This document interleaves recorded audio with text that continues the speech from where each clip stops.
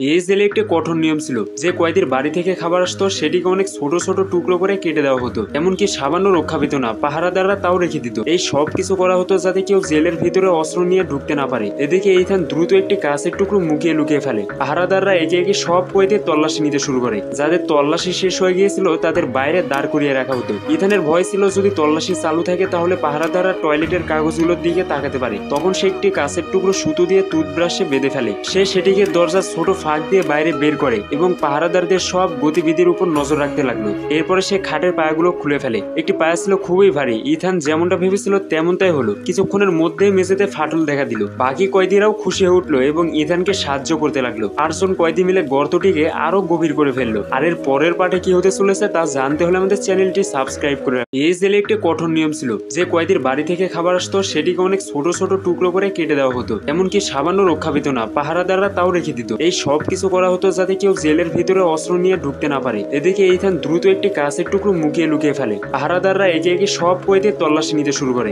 যাদের তল্লাশি শেষ হয়ে গিয়েছিল তাদের বাইরে দাঁড় করিয়ে রাখা হতো। ইথানের ভয় ছিল যদি তল্লাশি চালু থাকে তাহলে পাহারাদাররা টয়লেটের কাগজগুলোর দিকে তাকাতে পারে। তখন সে একটি কাঁচের টুকরো সুতো দিয়ে টুথব্রাশে বেঁধে ফেলে। সে সেটিকে দরজার ছোট ফাঁক দিয়ে বাইরে বের করে এবং পাহারাদারদের সব গতিবিধির উপর নজর রাখতে লাগলো। এরপরে সে খাটের পায়াগুলো খুলে ফেলে। একটি পায়া ছিল খুবই ভারী। ইথান যেমনটা ভেবেছিল তেমনটাই হলো। কিছুক্ষণের মধ্যেই মেঝেতে ফাটল দেখা দিল। বাকি কয়েদিরাও খুশি হয়ে উঠলো এবং ইথানকে সাহায্য করতে লাগলো। 8জন কয়েদি মিলে গর্তটিকে আরো গভীর করে ফেললো। আর এর পরের পার্টে কি হতে চলেছে তা জানতে হলে আমাদের চ্যানেলটি সাবস্ক্রাইব করে